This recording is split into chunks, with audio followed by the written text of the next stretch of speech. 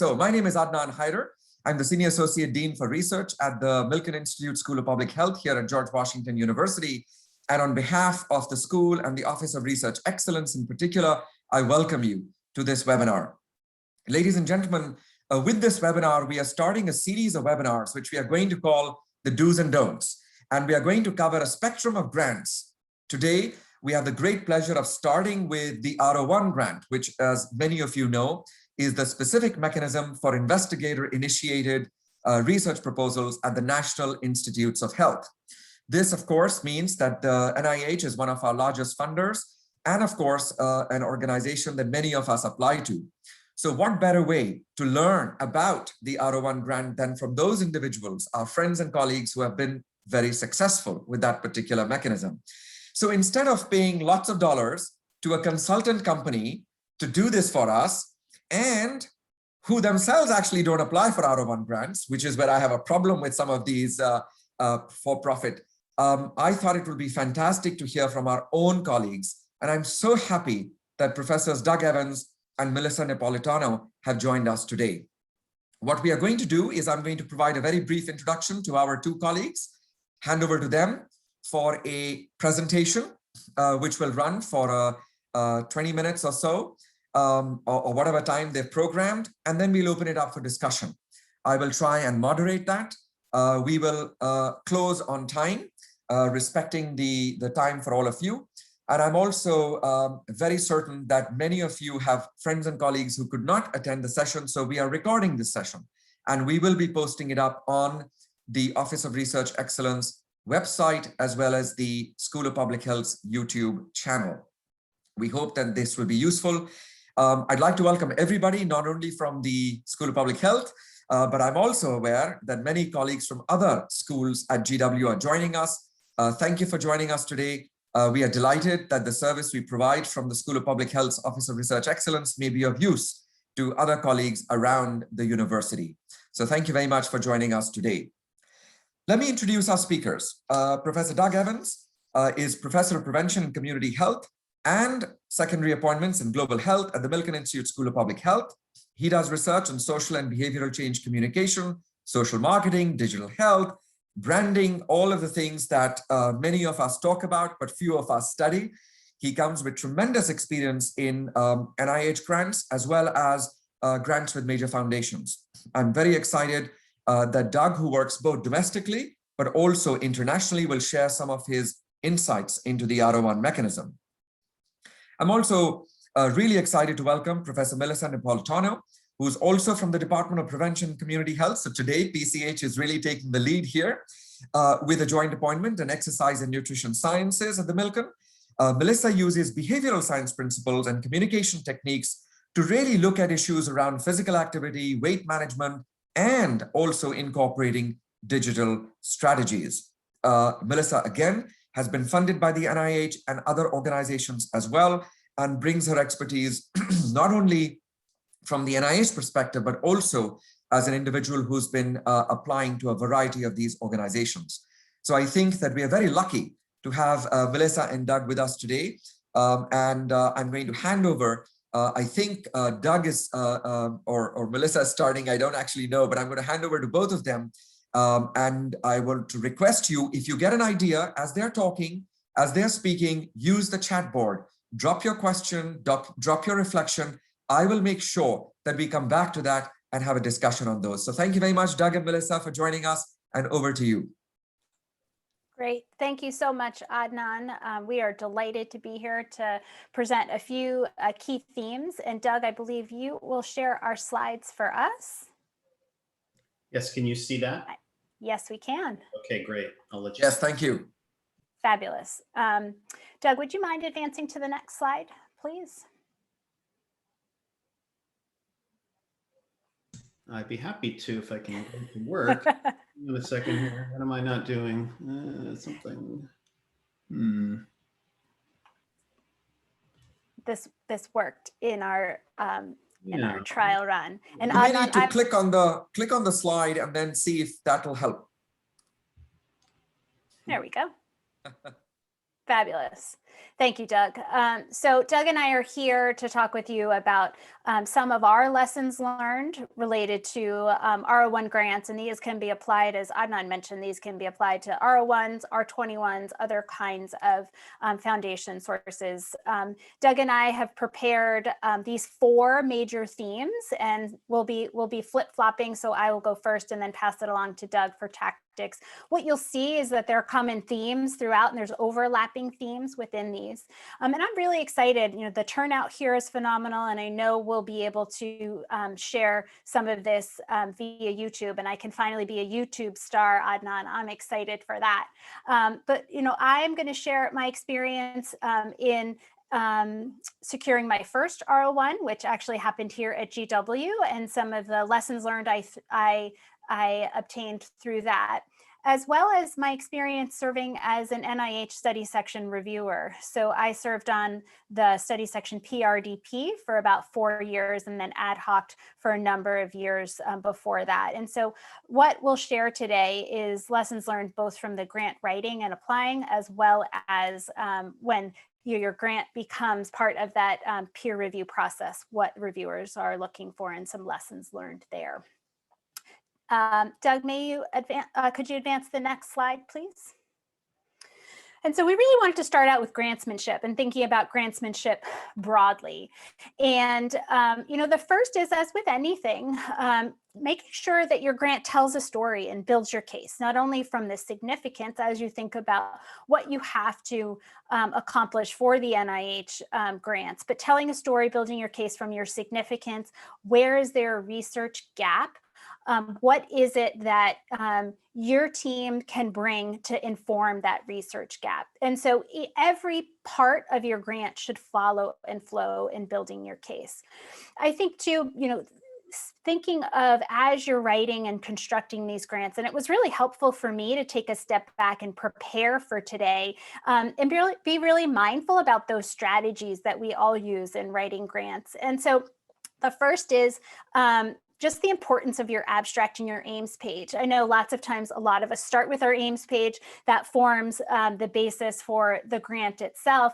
And then, you know, at the very end, we're scrambling to put everything together, and then we put our abstract together. That is your first impression for a reviewer. And that is sometimes, you know, it feels like it is pulled together at the very last minute. But I would encourage you all, as you're writing your grants, to make sure that you're thoughtful about that abstract, that you go through the NIH reporter and see, are there models of abstracts that you can find from the funder that you're thinking about, you know, from the agency, perhaps that have gone through the study section. I know with my first R01, I looked at about 4 different models about what key elements were really important for that abstract.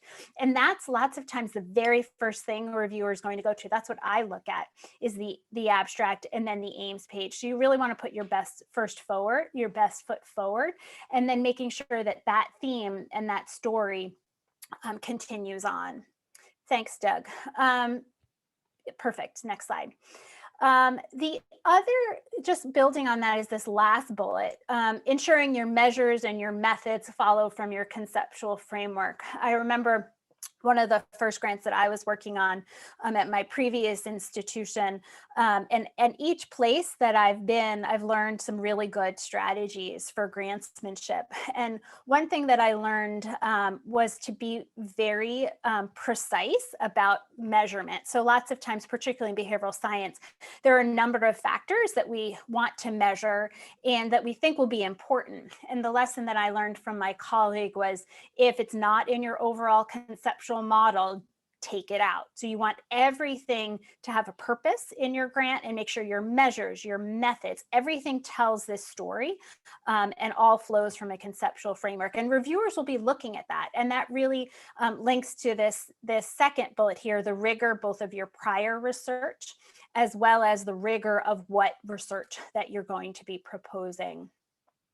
The other really big lesson that I learned, so I was looking back through my NIH Commons account today and all of the grants that I've submitted, some successful, some not successful. And, you know, that my first R01 was funded here when I was, you know, a new faculty member. And it was at the time of NIH when you could resubmit your application, but you had to submit a new idea and a new topic. And so I remember for this R01, I think it was funded on the 5th try. So I had two other independent ideas, and they got very close to funding. So at the time, the funding pay line, I think, was at the 10th or 11th percentile, and mine was hovering around the 15th percentile. So I knew it was a great idea. I knew I just needed to figure out how to get over the next hurdle. And so it was a challenge. If you think about it, I had 2 other R01 ideas around the same topic. They had not yet met that funding pay line. And so I really started to think about, okay, I had to think about a new idea. And so what was I going to do? And that's where this other piece about your strategic collaborations is really critical. And so for me, for this R01, I looked at my colleagues here at GW, as well as some of my colleagues around the nation. And I really thought about what expertise did they have that could add to the investigative team, but also fit that scientific gap that existed. And so I added colleagues who had an interest in cardiometabolic disease. So our colleague Loretta DiPietro, and we had a companion partner up at our partner site at UMass. And so we had an entire aim focused on cardiometabolic outcomes, as well as an aim around implementation science and cost. And so to me, I think that's what reviewers were really excited about, that we had this strong investigative team. We were able to leverage their own preliminary studies and their expertise. And then it really contributed to our innovation of the grant itself. And so I would really encourage all of you to, you know, I think Adnan, you'd mentioned some of these external, you know, experts that are out, and we all have them. But I would encourage us to look internally at GW. Are there colleagues that you could potentially maybe, you know, write in a slightly different scientific question to really enhance your research, but also then it builds on, you know, future grants and future opportunities. And I think that's one of the biggest strengths that I've seen in this process. Doug, do you want to add anything about grantsmanship before taking us to tactics? No, I think, you know, I'd really like to emphasize the point that you made, Melissa, about telling a story. I mean, a grant is a narrative. It has a beginning, a middle, and an end. It has a purpose. We have to remember, I mean, I think kind of one of the overarching things I take away from what you said about grantsmanship is that you have reviewers who are human beings reading the grant, right? And so they're looking for that coherence. They're looking for that story and that line directly through the grant, that consistency of purpose. And I think that you touched on that in a lot of really good ways. So I think that's the only thing I'd like to add to what you said. I think that was great. I'll just continue then and maybe dig down a little bit further. So let me talk a little bit about tactics. I think, you know, I would sort of describe what Melissa just provided as a kind of strategic vision for grant development. That's really what grantsmanship is all about. And then the next level down is the tactics, the sort of, you know, how are you going to actually implement that overarching strategy? So we thought it'd be good to talk a little bit about that. And, you know, this is by no means an attempt to give you an exhaustive list, but these are just some tactics that I think are important to remember and might be helpful. And we can, you know, flesh some of this out during the discussion if people have specific questions. But, you know, how do you make your grant really competitive in terms of the nuts and bolts of going about doing that? Because as I think, you know, Melissa and I both have experienced from being study section reviewers, you know, it's a very competitive process. I mean, NIH is about as competitive as it gets in terms of sponsored research. And I don't say that to, you know, make it sound scary, but that you really need to think about that and how are you going to make your grant most competitive in that environment. So one of the first things that's critical to do is to pick the right study section. My experience has been that some investigators will kind of focus in on a program announcement and think about the program announcement as kind of what's guiding them in terms of the development of the grant. I think there's some value in that, but I would caution that really where the rubber hits the road is who is actually going to review your grant. What is their expertise? What is the track record of that study section in reviewing similar grants to the one that you're going to submit? What is the track record in terms of the success of grants that might in some ways have some similarities to something that you're working on? So picking that study section can be really important. That doesn't necessarily mean that the members of the study section all have to be within your area of research. I think that can be helpful, but it's not necessary. In some ways, having too many people who are, doing the exact same thing that you are could actually work against you, and that's something else we could talk about. We're all human beings, and people have biases, both positive and negative, in terms of the grant that you're submitting. So I think that's really something to remember. So picking that study section strategically, that can be done in consultation with your colleagues. And it can also be done in consultation with the SRO, the scientific review officer for the study section, or with a project officer at the institute. So it's always a good idea to try to contact those people in advance and to think about that in light of your idea. So Melissa talked about your abstract and your specific aims. Once you've got the grant idea coming together, vetting that with someone who might have some insight into how the study section is going to react to your grant can be a really critical tactical step that can steer you in the right direction.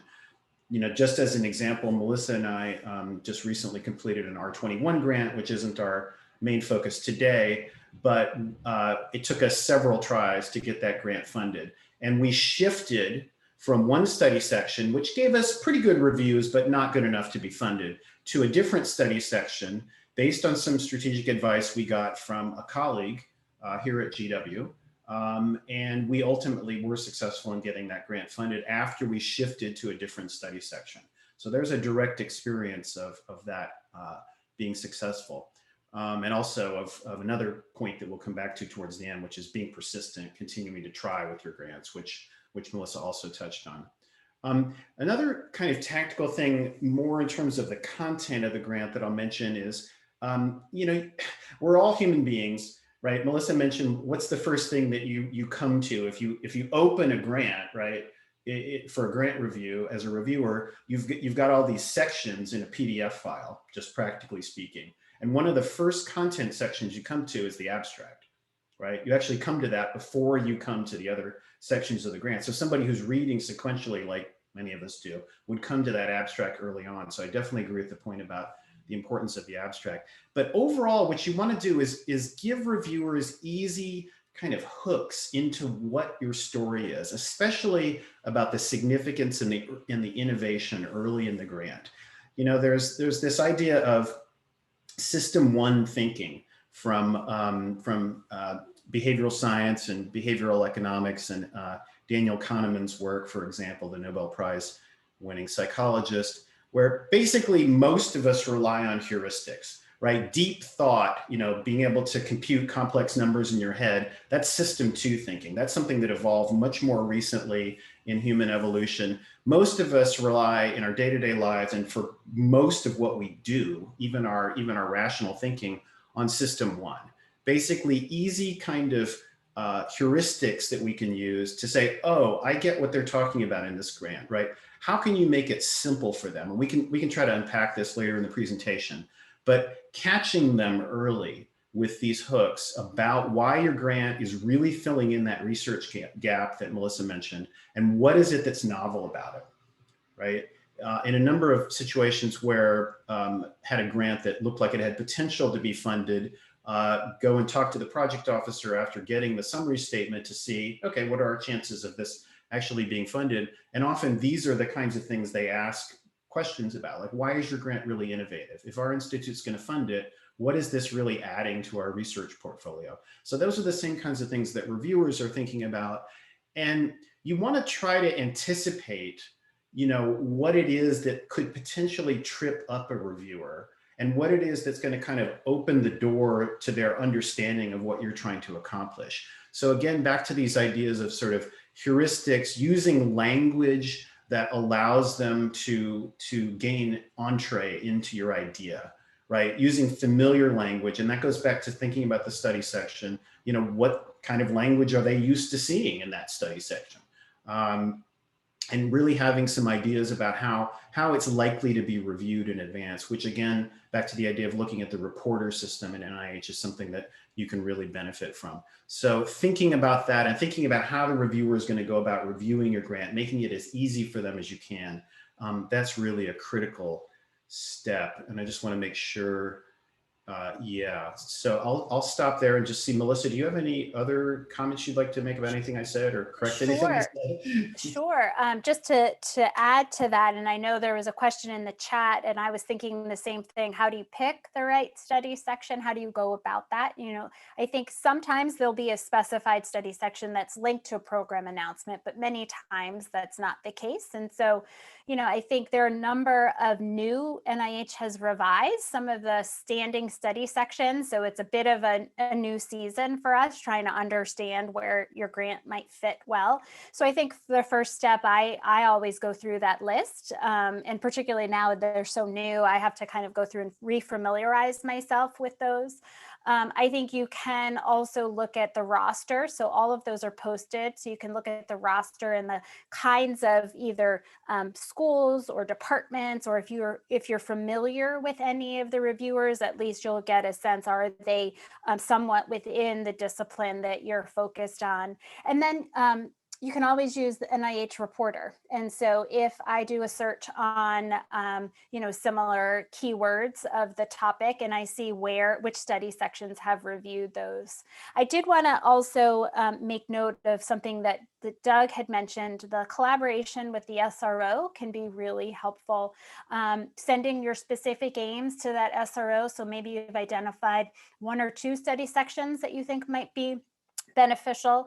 So early contact with that SRO, particularly if you are eager to have your grant go to a particular study section, that early communication and that verification from the scientific review officer can really help you. Let's say your grant is assigned somewhere else, but you have had a conversation with the SRO that would be an appropriate fit. Sometimes the SRO is able to pull that back into his or her study section. So really doing some kind of background work on that can be really useful. Yeah, and then Doug, maybe we can go to the next slide. So these, again, will build on the previous 2 themes, and really it's thinking about what the study section reviewer from the perspective of a study section reviewer. And a couple of the things that I've learned from Doug are the concept of hooks. So can you make it really easy for the reviewer to understand in short, easy to digest language, your innovation, the potential, the scientific impact, and having those kind of spread throughout from your abstract to your aims throughout your proposal. Repetition, not verbatim repetition, but repetition is good, because grant reviewers are many times, as for those of you who've done it, are many times reviewing your grants on nights, weekends. They may be sleep deprived, they may have a glass of wine in their hands. And so you really want to make sure that you try your best to make it as easy and digestible. I think presuming your grant reviewer is going to be tired, the use of white space and figures, anything that you can do to really bring this alive is really helpful. The one caveat that I might mention too, and for those of you who are more junior and thinking about, trying to build yourself as an independent investigator, what I've found is that you really have to make sure that you're upfront and straightforward about your expertise, the information, the studies that you've done to build up the rigor of your proposal. You can't just take it for granted that, the reviewers will look at your bio sketch and understand the depth of what you have. So sometimes I found where a more senior investigator will have a little bit of a pass around some details. The junior investigator may need to have some more details to really kind of bolster that reputation. So there's a little bit of a balance there. Doug, next slide. I think too, what I always do in kind of constructing some of the different sections, of your grant proposal, whether it's significance, innovation, making sure that you are summarizing and providing key strengths, and potentially even ways to mitigate any potential weaknesses. So is there a design considerations or something else that you've put in so that if a reviewer has a concern, you've shown, look, we understand that there's potentially that concern, but here's our rationale for why we went with one design versus the next. It can kind of, I think, allay some major concerns. I also go back through what the reviewers get in terms of the different criteria for each section. So find some buzzwords around what is considered innovation, and then use those, because lots of times reviewers will look to those because we all have, let's say for innovation, our own idea of what is innovative and not. But if you can continue to use some of those buzzwords, I think reviewers can go back to the specific program announcement or the specific review criteria and make the job easy for them. I would also do that for your investigative team.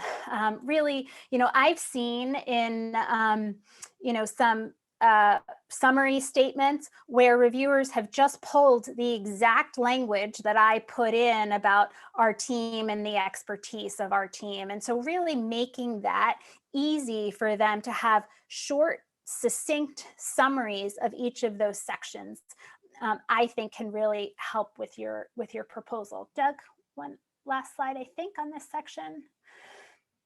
The other thing is this seems to change more often than I think I'm able to keep track of, but always go back through and make sure that you are hitting on any new kind of requirements that the reviewers will be asked to comment on. So some of these newer ones are inclusion or exclusion based on age, anything that you need in terms of a data safety monitoring plan. So there are a number of factors now that reviewers are going to have to say if this is acceptable or unacceptable. And it can really make a difference if your grant is on that funding cusp to council to make sure that those are all addressed. And then I talked about this NIH descriptors. Doug, is there anything else you want to add about kind of the review process from a grant reviewer perspective? Not a whole lot, other than I would really emphasize the first bullet on this page, and another example of that would be sex as a biological variable, which is one that comes up a lot. I think this is another thing where going back, having experience in the review process can be hugely beneficial. And even if you're a junior investigator and you don't have much experience in that, your other collaborators who do have that experience, giving you insights into how to structure the grant to make sure that you're kind of anticipating, these key review points and making sure, I, for example, have had experiences where I actually did include sex as a biological variable in my analysis plan, but the reviewer said, oh, you didn't. Well, maybe that's because of the way I presented it. And so getting that kind of feedback and understanding how that particular study section that you've picked tends to review grants based on the criteria is something, that's getting down to a pretty fine level of detail, but often that's the kind of detail that can lead to a successful review versus not. And it's important to remember that a lot of really good grants, if two of the reviewers like it and one of the reviewers doesn't like it quite as much, that can be the difference between it being successful and not. So trying to tick off all those key points and anticipate the review comments, especially in light of the history of that study section, I think I just want to emphasize what you already said, Melissa. So let me go on. I know we have questions and we want to get to those quickly. So let me wrap up with our last kind of major theme. And I think this is kind of, you know, embedded in everything that both of us have said, but you really need to be persistent. This is a highly competitive process. I mean, I'll just be perfectly honest with you. If I had only relied on NIH funding over the course of my career, I'd probably be in a different line of work. It's, you know, it's a challenging business.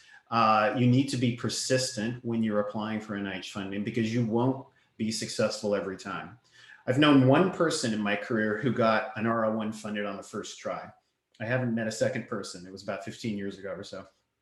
Fantastic for that individual, but not something that you should expect. So you're going to have to expect to try repeatedly and at different levels, at, you know, a much smaller grant level, working your way up to larger grants like R01s and center grants and so forth. So persistence is really important. You have to have kind of a thick skin to some extent. You know, I've gotten lots of summary statements back where I didn't agree with a number of the comments. In fact, I might have, you know, vociferously disagreed with them, with some of them.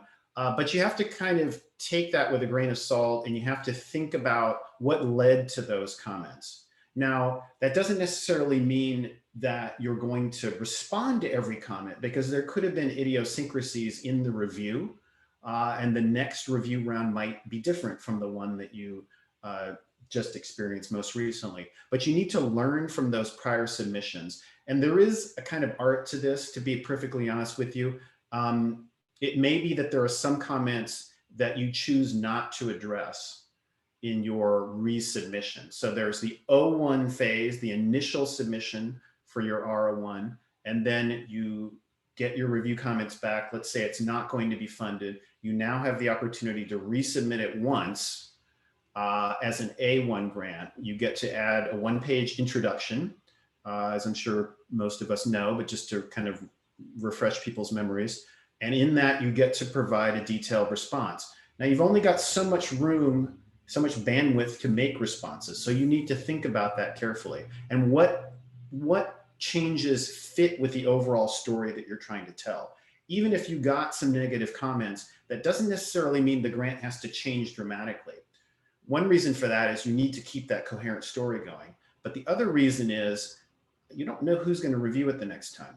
One experience that I've had, and I think Melissa will definitely back me up on this, is that the review process has evolved over time.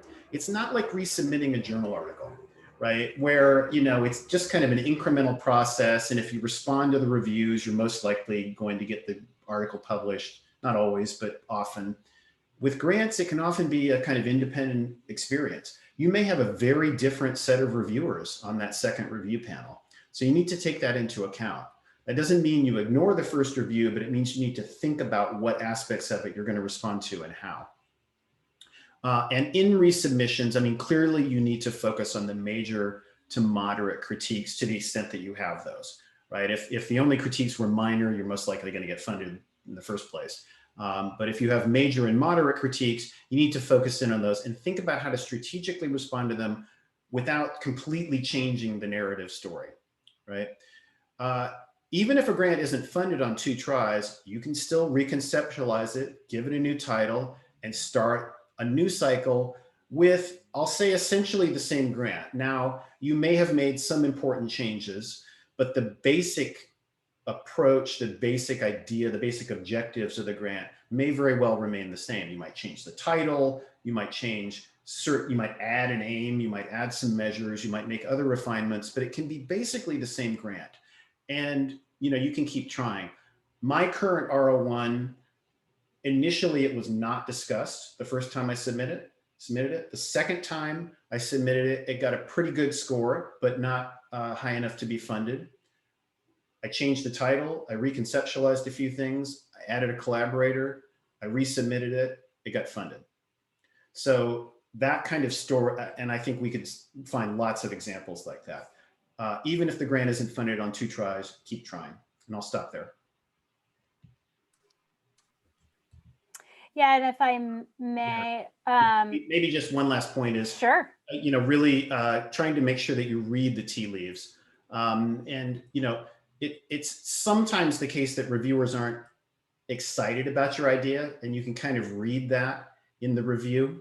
And it's other times that the reviewers really do seem to be excited about your idea, but there was something, there was a flaw, like you didn't have enough preliminary data.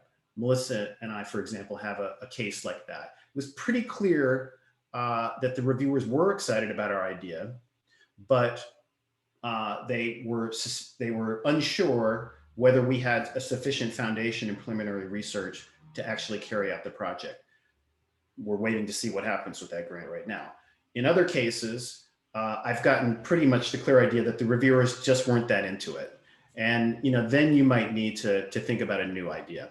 So you might need to think about something that's more out of the box, some kind of fundamental change to the approach. So now I'll stop and let Melissa have the last word.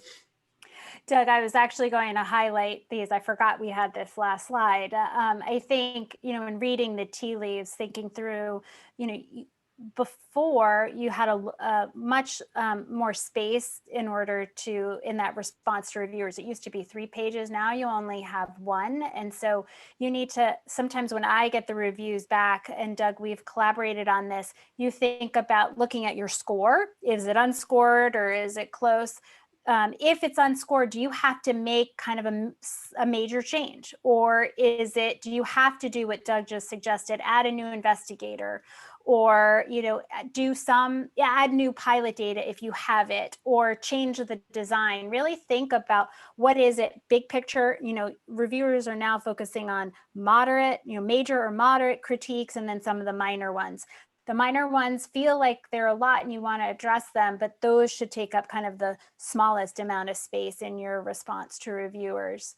The other thing I think to be strategic about is now NIH is allowing you to resubmit essentially the same grant multiple times.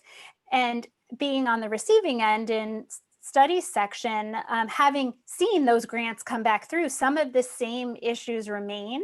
And so thinking through, if you're going to do that, maybe it's just finding a new study section like Doug and I did with our grant. And then, if it's a better fit, or do you really need to make some changes because you may get the same reviewers on that 3rd time for the same grant, and if it goes to the same study section. So I think, the persistence, but then also being strategic about what are they telling you and not telling you in those reviews that you can address. Adnan, I'll pass it to you. I also put a link into the chat with some of the review criteria and those buzzwords that folks were asking about. Well, thank you very much to both of you, and really, really useful conversation and points. I really enjoyed it, and thank you for crafting this in the 4 domains of grantsmanship, tactics, lessons learned, and persistence. And I think that last one, persistence, is really, really important as well. You'll see that a number of folks have put some thoughts and comments in the chat board, and I'd like to pick up on some of them to see what you think. I want to first start with something that often we don't talk about, Doug and Melissa. That's the budget. Sometimes people just say, oh, some analyst will develop the budget and others will leave it entirely to their student assistant or whatever. Talk to us a little bit about the importance of the budget and the consistency between the technical proposal and the budget.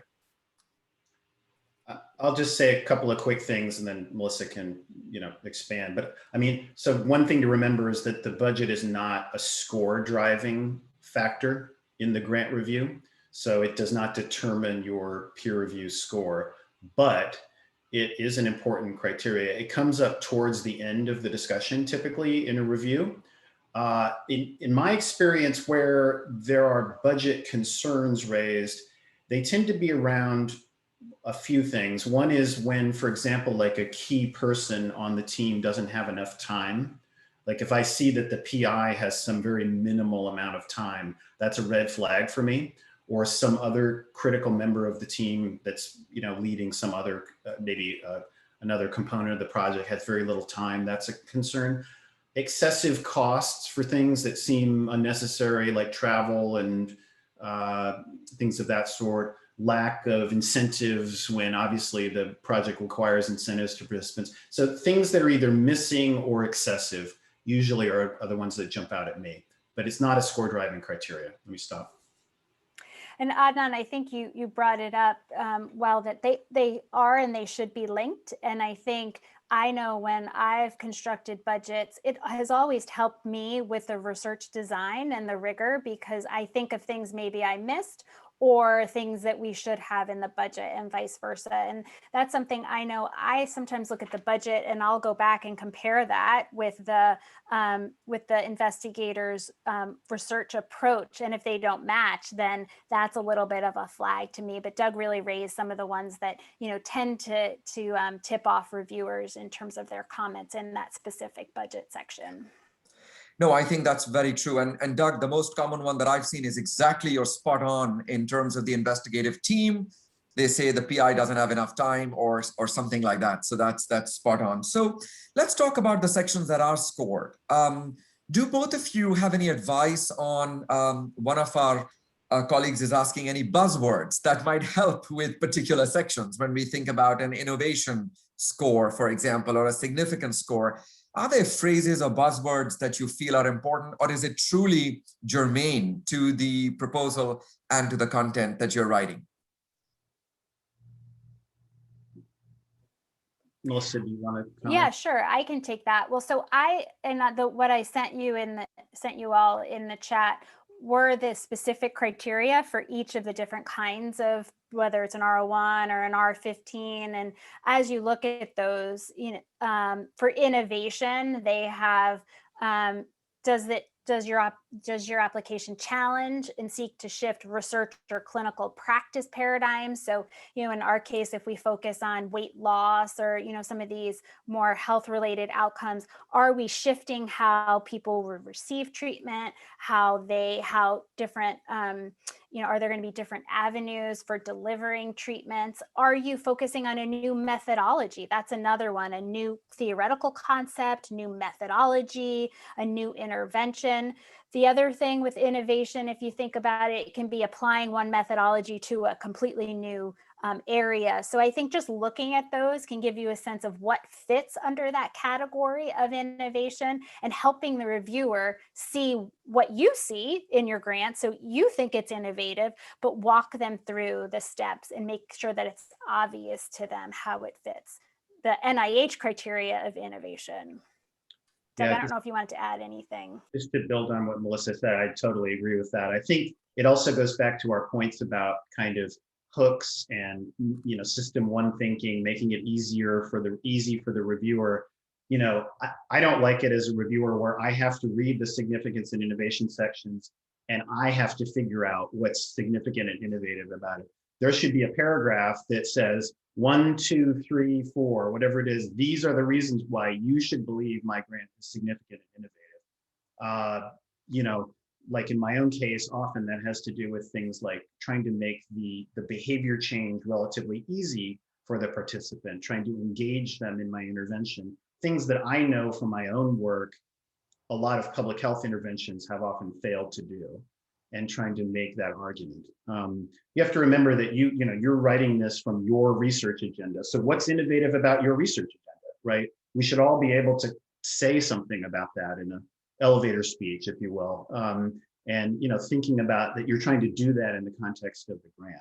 And the same would go for significance. Here are the 2, 3, 4 reasons why you as the reviewer should know that this is a significant grant. And one lesson that I learned, I can't remember which grant at which time, but it was the first foray into this area. And so I thought that was innovative, but I didn't go that next step for the reviewer about why was that important? What about it being the first made it innovative? And so I think really just laying it out specifically for the reviewer in that way can be really helpful. Like Doug was mentioning, that hook and that descriptor of how it fits those criteria. Yeah, no, I think those are great points. And also, I hope you will agree that it's not just always about the content. It's also about sometimes who you engage, your participants. It could be a new study population. It could be a new application of an old method, but to a new disease burden. So it's all of those things. People often just think about, technology or digital use, etc., when they think innovation, but it's also innovation in the application and the processes. Since both of you have spent many years doing this, do you feel that the review criteria or the review rigor or the nature of the reviews that you have been receiving for the past 10 years? Have they been changing? Do you feel as reviewers yourself that things have changed? Comment on a little bit about change over time with respect to this experience of yours. Doug, do you want to take that since you have some very strong views? This is kind of a hobby horse for me. I have to be perfectly honest with you. Yeah, I started doing this in kindergarten, so I've been at it for a while. But I think it's changed dramatically. I think, I'll be honest with you, I think that there are more reviewers who, NIH is paying a lot more attention, I will mention, to the quality of reviews. I just joined as a permanent member of a digital health panel, and also did another ad hoc review earlier this year. And there was much greater attention paid to training reviewers than I've ever seen before. And I think one of the reasons for that is that, quite honestly, there are reviewers who maybe don't completely follow the rules in conducting their reviews. Maybe they're not completely fair. Maybe they don't apply the criteria equally. We're human beings. I have seen more of that, I think, over the years. The other major thing I've seen is something I alluded to earlier, is the grant review not really being linear. Like, you resubmitted the grant, presumably it got at least a little bit better. That's not always the case when it comes to the review outcome. I mean, I've gone from a better score to a worse score. It can happen. It's usually because you get a different set of reviewers. So I believe personally that the reviews are much more independent events now than they used to be. And quite frankly, that can work in your favor. Just to look on the bright side, you can go from not discussed to a good score and potentially funded. So it can work both ways, but I do think that things have changed over the years. It's gotten tougher, frankly. Melissa, any thoughts on that? I agree. I think, it has gotten a little more challenging with the review process and the resubmission process. Before, when we had 3 chances to submit, each time it felt like your grant improved, and now it seems like it can be really variable. Unfortunately, reviewers are instructed that they can be independent reviews, so it is under the reviewer's purview to raise new issues if they feel strongly about that. And I think it's the tenor of each study section, how much or how little the SRO emphasizes that. And so I think, being mindful of that, you're telling your own story, and if you find a reviewer comment is inconsistent with your story, making sure you're picking and choosing the ones that you think will ultimately improve your grant versus being reactive to a grant reviewer. Yeah. And keeping those emotions under control, right? So the initial anger and the hurt. But Melissa, do you think that, do the reviewers get to see the track record of the submission? Do they know how many times the proposal has been submitted or to which study section? Or is that information really not available? So you'll know if it's a resubmission. So you'll know if it's the second time that it comes back. If you've been part of a study section and you were one of those reviewers, you have the memory, the historical memory, but the SRO will instruct you to, wipe that memory clean. But I think sometimes, it does stick in the back of your mind that these are things that you've heard before. No, I think that's very true. And in terms of the track record of the idea question that's on the chat, I think one can interpret that differently. I think there's a way of demonstrating that the idea has scientific validity through the mentioning and quick review of the previous sequence of scientific papers where the idea come from, which is separate from figuring out where your particular proposal went down the lane. So I hope that's. We also have a question around the rigor of prior research and a comment about whether, in terms of the rigor of prior research issue, do you have a section dedicated to comments on that, or do you just comment on that as you go along? Do any of you have a specific practice around that issue? I mean, I'll mention one thing briefly, and Melissa can, go a different direction or build on it. But I think, I don't create a section, a header, rigor of the prior research. I'm trying to weave that into mainly the significance section and show that there is a basis in evidence for the approach that I'm proposing, that this isn't just something that's off the wall, right? That I'm proposing a method that builds on previous methods, right? And so, or I am filling a gap in evidence where there is evidence sort of surrounding that gap, and it's clear that it needs to be filled, right? And this is the study to do that. So I'm demonstrating rigor of prior research by showing the reader, not necessarily by telling them, here is my rigor of science of previous research section. No, I'm showing you what that is by demonstrating how I'm filling the research gap and building the evidence. Yeah, and to add to that, I think it comes in multiple forms at multiple times. So I think it links back to our earlier conversation of, telling the story throughout. So highlighting your preliminary studies, in your aims, and then giving reviewers the detail in your preliminary studies about, the rigor and the methods that you have previously conducted. I think the idea is that you want to give the reviewers confidence that you have the expertise and you have the background, and this study will be able to answer the questions because it has the scientific rigor. So I think it's kind of woven throughout, but I don't have, similar with Doug, I don't have a specifically labeled section, but it's really, I highlight those in my preliminary studies. That's great. That's fantastic. And there isn't a straitjacket approach to these things anyway. Different PIs have different flavors, and there are different PIs who are successful in different ways of convincing the study section. So I think that's another important thing to hear, that it is so important to hear these do's and don'ts, but many of them are also should be consistent with your philosophy and your writing. So let me ask a final question to each of you, and then and you please add anything else that you wanted to reflect on. So Melissa, starting with you, if you applied for an R01 proposal, you didn't get it, and you modified, let's say, some of the specific aims there, would you submit that as a new proposal, or will you still consider that as a revision?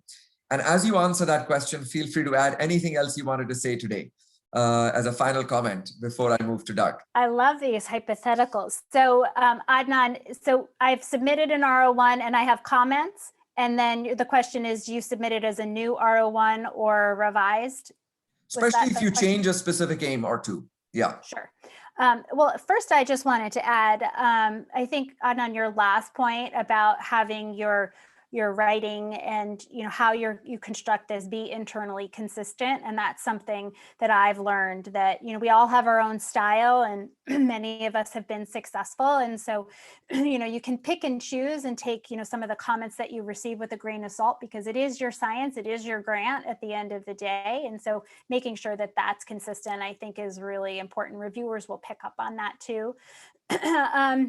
I think your question about do you submit it as a new versus a revised grant, I'd have to look at the comments themselves. I think if if there's a if it's generally positive and the new aim is consistent with that original idea, I would probably submit it as a revised application. If it felt like the reviews were really pointing me in a direction that this was not something that the reviewers were excited about, that there was enough around the grant itself, I might think about sending it in as a new application and maybe shifting the study section. Thank you very much, Melissa. So Doug, over to you. A final question to you is, do you think that PIs would be willing to share their grants with others to read, grants that are successful, so that new colleagues who are trying to apply for R01s could get a successful grant? Or do you think there are sensitivities around that? And as you answer that question, add anything else you wanted to close your section with. Yeah, I'd be happy to share my grants. For what they're worth, I think a lot of people are a bit sensitive about it, just to be perfectly honest with you. The reason I'm willing to share my grants, I think, is partly because I feel like, I'm always trying to generate new ideas. I don't know how good they are, but so it's, science is a moving target to some extent. And I think you can learn things from reading other people's grants, and clearly we can always get better at writing grants. I feel like I've gotten a lot better over the years, especially in some of these tactics that we talked about earlier, and picking study sections and things like how to hook people in the grant and keep things simple and so forth. Lots of things like that. But there's only so much you can learn from reading other people's grants. In the end, you have to make this grant that you're going to submit your own, in the sense that you have a style. Some people are very parsimonious with their words. I've read grants where, in some ways they kind of went light on certain details, and that actually made the grant better. That's a stylistic thing, and some people are good at that, right? That's their writing style, and other people are not so good at that. I think that it is possible to say too much. Sometimes in a grant, you can, for example, reveal weaknesses that maybe you didn't intend to reveal, and you need to be careful about that. So I think you need to develop your own style, and you can learn from other people, but that learning can't substitute for you developing your own identity as a grant writer. Well, listen, thank you so much to both Melissa and to Doug for an incredibly powerful session. Ladies and gentlemen, as you reflect on this session, please remember, I've picked up 3 very important points. One is diversify your funding base. Don't trust on just that R01 hitting the first time. Number 2 is persistence, and you will get there. And number 3, that they didn't say directly, but I think both of them are pointing out, is be very knowledgeable about the RFA, about the parent grant, about the R01, about the NIH process. Read all the websites, read all the rules, talk to colleagues. This is about getting knowledge to be the best grantsmanship person that you can be. Thank you, Doug and Melissa, not only for this webinar, but for your presence at the school, for what you do for the school, for the tremendous research that you do in the field of public health. We value both of you tremendously. And thank you especially for coming today and sharing your wisdom with us. I'm looking forward to hosting many other colleagues with other types of grants as well. Ladies and gentlemen, thank you for your time. Thank you for participating. We will definitely be posting the session online for those who couldn't attend, and we look forward to hosting you again on our next webinar. Take care, folks. Thank you so much. Thanks, everybody. Thank you. Bye-bye.